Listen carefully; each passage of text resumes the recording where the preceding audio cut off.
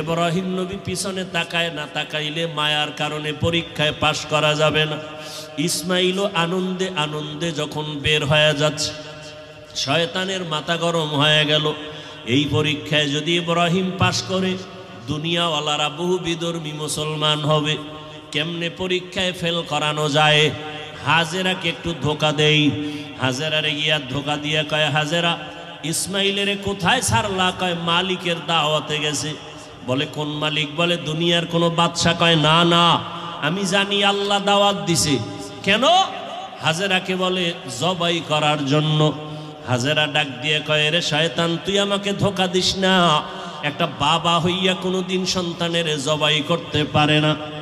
যখন এই কথা বলছে, শয়তান ডাক দিয়া কয়, আল্লাহ হুকুম করছে জবাই করার জন্য। হাজেরা চোখের পানি ছাড়িয়া কয়, রে শয়তান, যদি আমার মাওলা হুকুম করে একজন ইসমাইল না, আল্লাহ যদি আমারে আরো ইসমাইল দেয়, আমি সব আল্লাহর রাস্তায় ছেড়ে দিতে রাজি। শয়তান দেখলো এখানে হাজেরাকে ধোকা দিয়ে আটকানো যায় না, দৌড়াইয়া গেছে শিশু ইসমাইলের একটু ধোকা দেওয়ার জন্য। ইসমাইলের গিয়া যখন ধোকা দিতে গিয়া কয়, ইসমাইল কই যাও? বাবার কাছে ছুরি আছে, তোমারে জবাই করবে।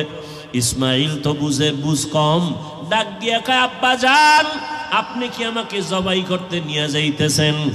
এবার ইব্রাহিম কয়, শয়তান পাথর মারো। এই তিন জায়গায় ধোকা দিছে। ইব্রাহিম আর ইসমাইল মিলিয়া তিনও জায়গায় পাথর মারলেন। আল্লাহ তাআলা আইন করে দিলেন, আমার ইসমাইলের কথা কাজটা আমার কাছে ভালো লাগছে, ইব্রাহিমের এই কাজ কিয়ামত পর্যন্ত স্মৃতি হয়ে থাকবে মুসলমানের কাছে। আজকে যেই তিন জায়গায় ইসমাইল আর ইব্রাহিম পাথর মেরেছেন, ওই তিন জায়গায় পিলার করা আছে।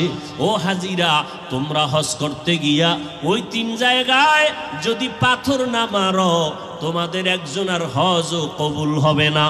এবার নিতে নিতে ইসমাইলকে নিয়া মিনা বাজারে হাজিরা এখন যেখানে কোরবানি দেয়, ইসমাইলের যেই জায়গায় কোরবানি দিছেন ওই জায়গায় ইব্রাহিম নবী ইসমাইলের নিয়া এবার চিন্তা করলেন, আল্লাহ আমারে কেমন সন্তান দিলেন, একটু পরীক্ষা কইরা দেখি।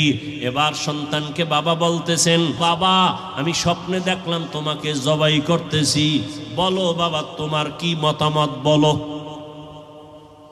ইব্রাহিম নবী কথাটা বলা মাত্রই সাথে সাথে সেকেন্ডের মধ্যে সন্তান ইসমাইল জবাব দিয়ে দিলেন, দ্রুত আমাকে আল্লাহর হুকুম মতো জবাই করেন, ইনশাআল্লাহ আমাকে আপনি ধৈর্য ধারণকারীদের মধ্যেই পাবেন। আব্বা জান আমাকে দ্রুত জবাই করেন, দেরি করলে আবার বুঝি আল্লাহ হুকুমটা ফিরায় নিবে, কপাল পুড়ে যাবে। একটা সন্তান বাবার সামনে কতটা বিনয়ী হইয়া বাবার ইজ্জত রক্ষার জন্য আল্লাহর মোহাব্বতের বন্ধনে নিজেকে পেশ করে দিলেন। তবে ইতিহাসবিদরা লেখেন, ইসমাইল একটু কান্না করে বলছেন, বাবা যান আপনি যদি এই কথাটা আমাকে একটু বাড়ি বসিয়া বলতেন, আমি আমার দক্ষিণী মায়ের থেকে একটু চির বিদায় নিয়ে আসতাম। কারণ 6টা বছর আমার মা আমার এত কষ্ট করে লালন পালন করে বড় বানাইছে।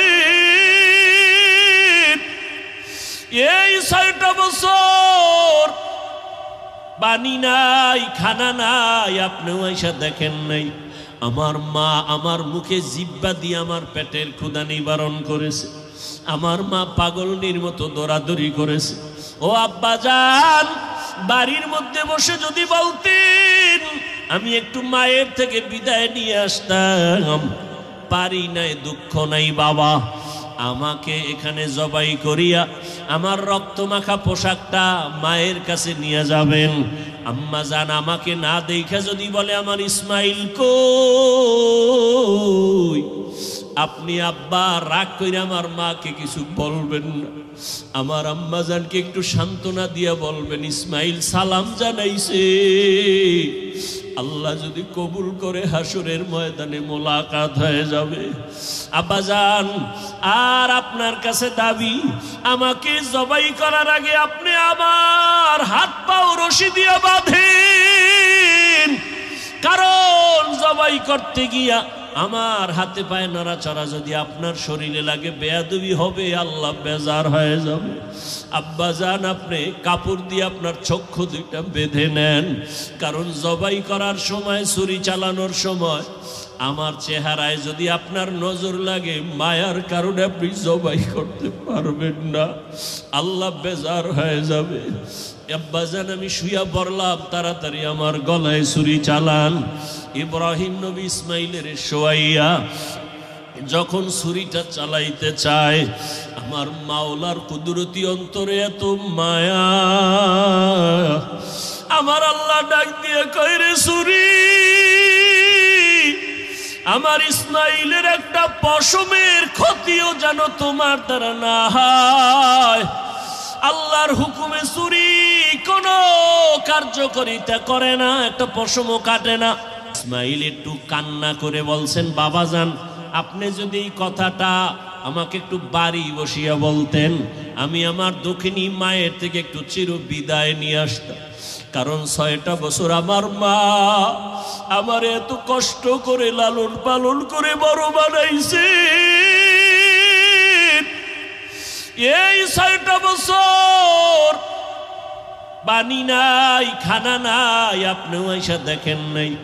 আমার মা আমার মুখে জিহ্বা দিয়ে আমার পেটের ক্ষুধা নিবারণ করেছে।